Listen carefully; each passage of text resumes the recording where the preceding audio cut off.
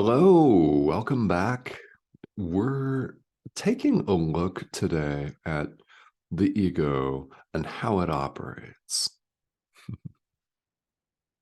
Really, really important stuff for us here on the path because this is our habitual state. What passes for life here in the world is clinging to a false idea. A simple mistake, really. The ego is a simple mistake. It's a false sense of self.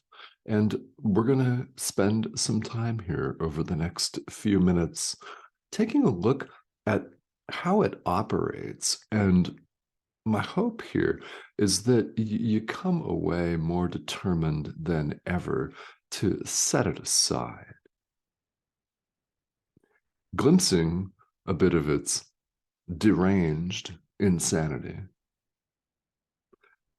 You may come away more motivated than ever to set it aside.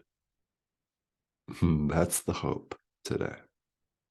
Yes, practical application, set it aside. So we're continuing on here in the text of A Course in Miracles, chapter 7, section 6, paragraphs 3 through 5, actually, the exact location of this material, which quite naturally I invite you to read. So we've looked here at the power of our mind, which, as we go about our daily business in the world, eating, drinking, going to the bathroom, checking email, working, doing the dishes, all of the stuff that goes on in life. As we go about this, it's very, very rare indeed that we pause and think about, is this all there is? And yet somewhere, somehow, you have done that. That's why you're here. That's answering the call of your inner teacher, by the way. Even the thought that there must be something more than just this daily rigmarole, which I don't mind. Maybe you don't mind it, but there's got to be something more to it than that. That's your inner teacher suggesting that. So here you are, you're answering the call. And we all thank you for that. When we look at the ego, there is a phrase out there in spiritual practice, ego dynamics. Well, the ego is not dynamic. It's not creative. It's not dynamic. It's nothing. It does not exist. It can't be dynamic. So let's take a look at how this operates in our mind.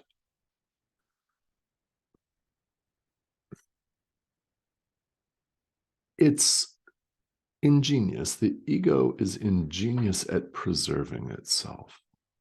Why is it ingenious at preserving itself? Mind is very creative. Mind is creative. So this is where the ego's ingenuity stems from, the power of mind. You know, the very power of our mind can have us believe in complete illusion, from which we could also wake up right now, which we're all invited to do.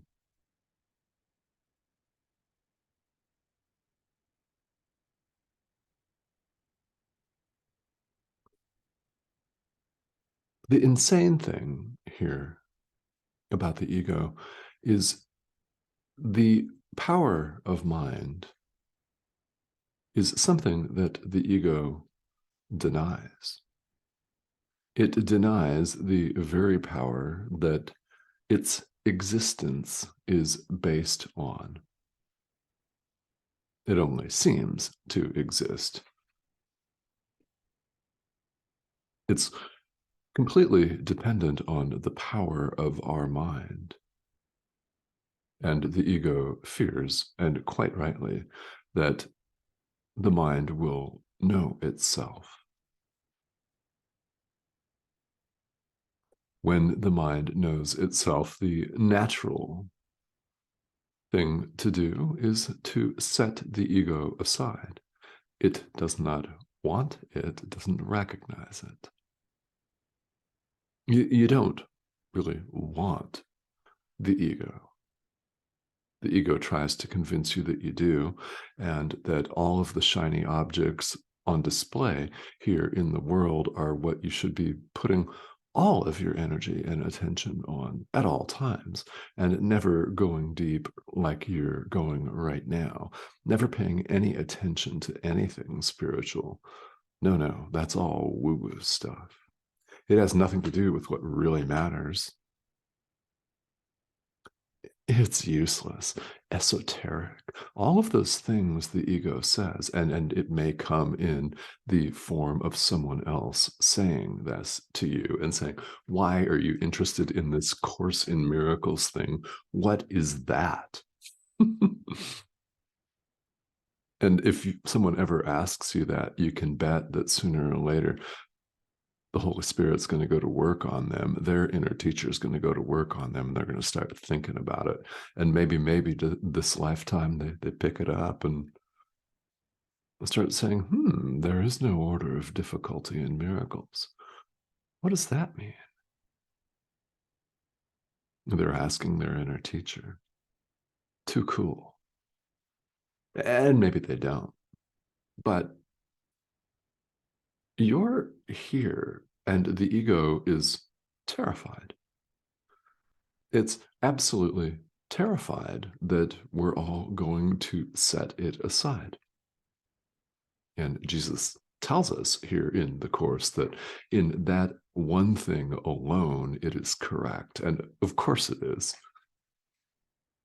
Of course it is.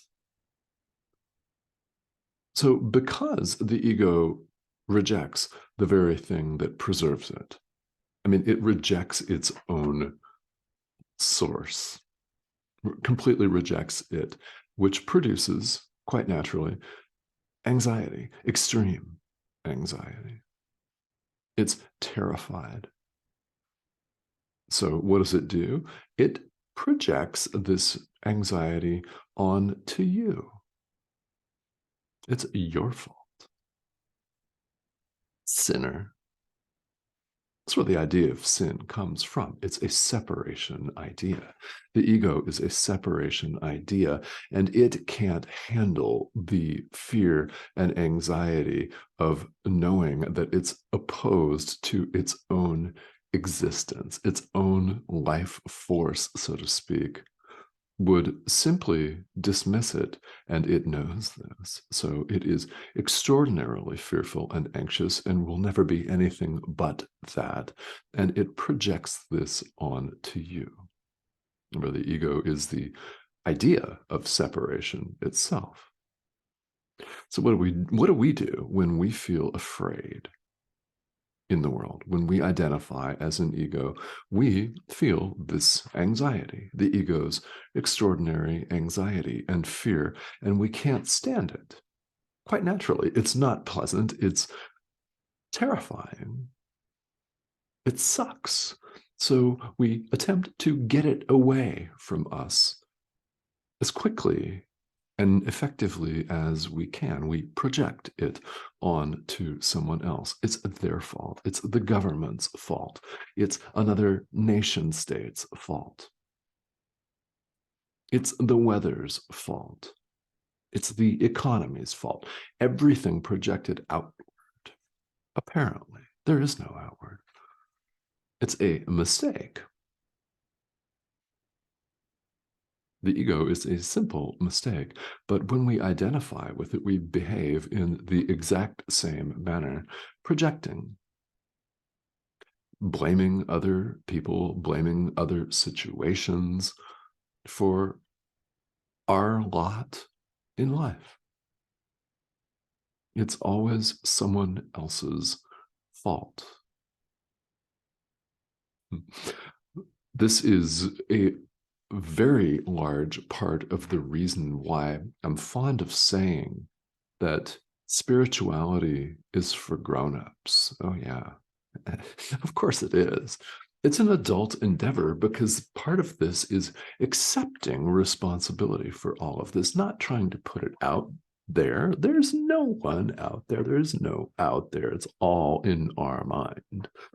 All of this, all of it in our mind.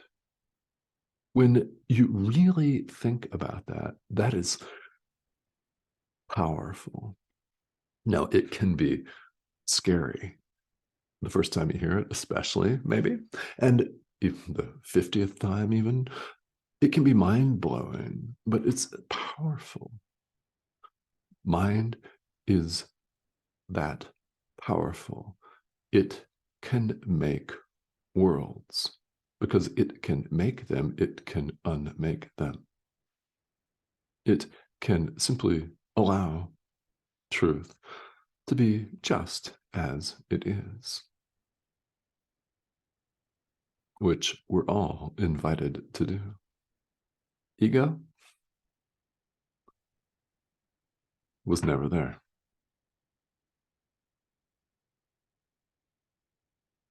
It's not here now. So we're invited to set it aside.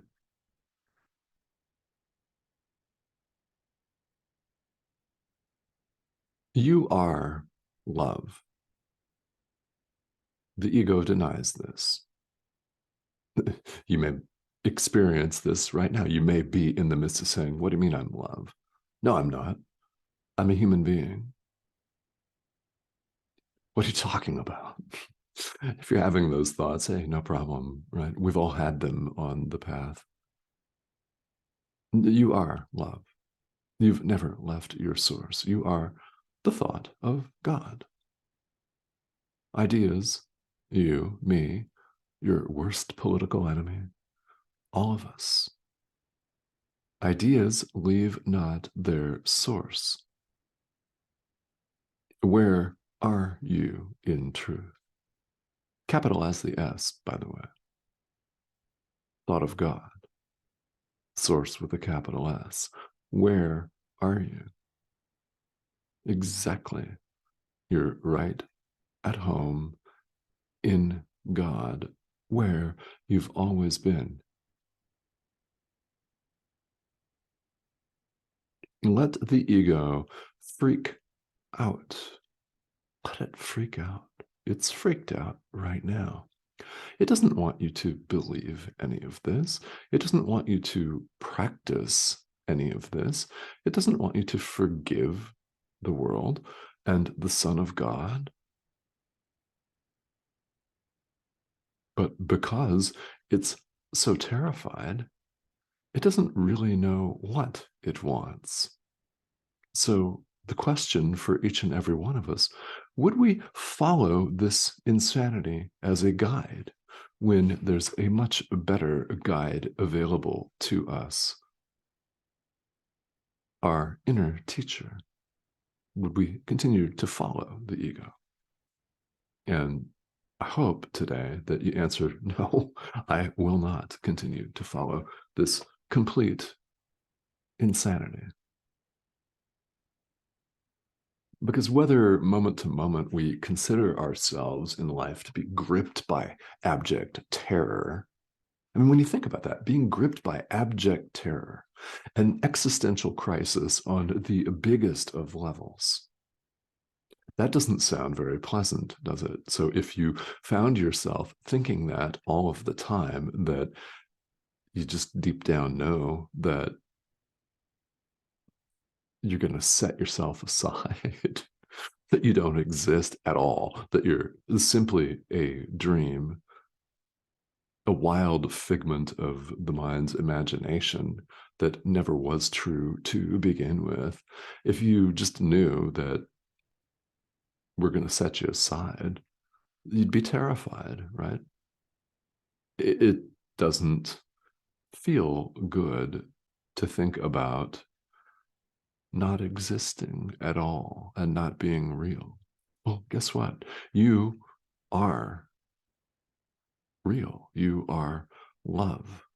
You are the Son of God, which, by the way, is not the human body. So fragile, isn't it, that it can't stand the prick of a pin. That's not the Son of God. The Son of God is limitless and powerful. I mean, no matter how much you can bench press or whether you can run a marathon or not, the human body's not powerful. It doesn't last. It's inherently frail, like everything else in this world, including the world itself. Anything that changes and shifts and transforms is illusion, which leaves only God. God is. Remember, where are you? What are you? Who are you? Ideas leave not their source. Thoughts remain in the mind of the thinker. We're the Son of God.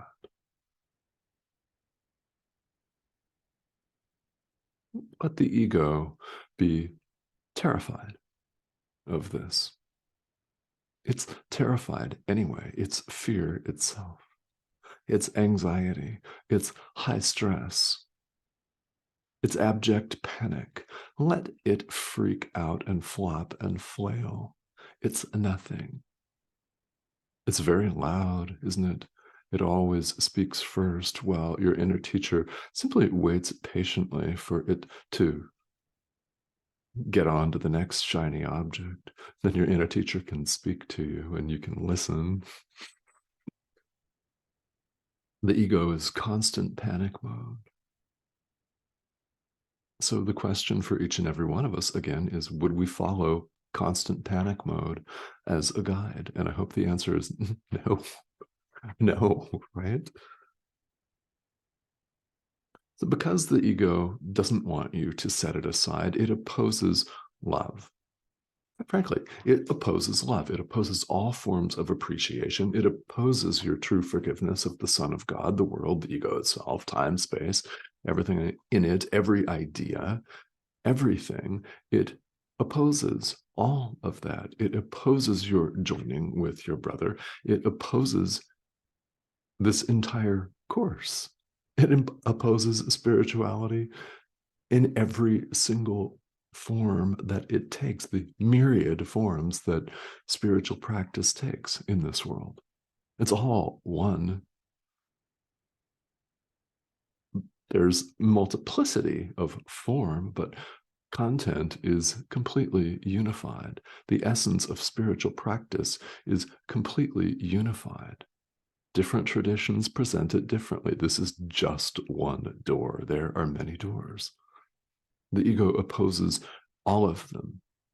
It opposes your joining with your brother because when you realize your oneness with your brother, the ego doesn't exist. It's absolutely gone. The ego is separation. When you realize there is no separation, there is no ego. There's no separation of any kind. There's no ego of any kind. So, in truth, there's no abject panic of any kind. You're perfectly at home in God, where you've always been. So, what are we doing here when we are running around looking like this and spending way too much time on email and stuff? Well, we're learning to set the ego aside. That's what spiritual practice is. And therefore, we need consistency. We need consistent and persistent effort, which is why I offer these videos. They're designed to supplement your learning. Beautiful thing about modern technology is anyone all over the world, no matter where you find yourself, anyone has access to this material at any time. It's a beautiful thing. So we're all invited to use this illusion as a communication device. Give it over to your inner teacher. Use this for his purposes, for healing the mind. The ego opposes it, so what? So before we wrap up, one comment. Let me comment that the ego opposes everything, but in setting the ego aside, we do not make an opponent out of it. It's very important. I've said before that there are many, many bumper stickers out there. There are t-shirts out there. There are social media posts under the supposedly helpful headline of "Kick Fear in the Face." Let's again reconsider this notion. Now, this can be very helpful, and perhaps this slogan, "Kick Fear in the Face," has been very helpful to you on your particular path. And if that's the case, fantastic, right? It's trying to say, don't give in to fear, which is, of course, a good message. But here, as course students, let's take this one step further, shall we? We don't kick anything in the face. Why? Because that's making an opponent out of it. It makes it real to us.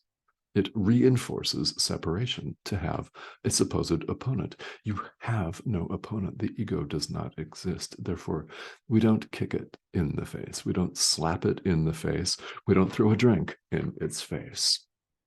It's not an opponent. It isn't there. Rather, we connect with our inner teacher, and under the guidance of our inner teacher, we set the ego aside. Your inner teacher shines it away. It's turning on a light in a dark room. The darkness vanishes, and it is as though it were never there. And you know what? It was not there. It's not there now. Go on. So no need to kick anything in the face or make an opponent where there is none.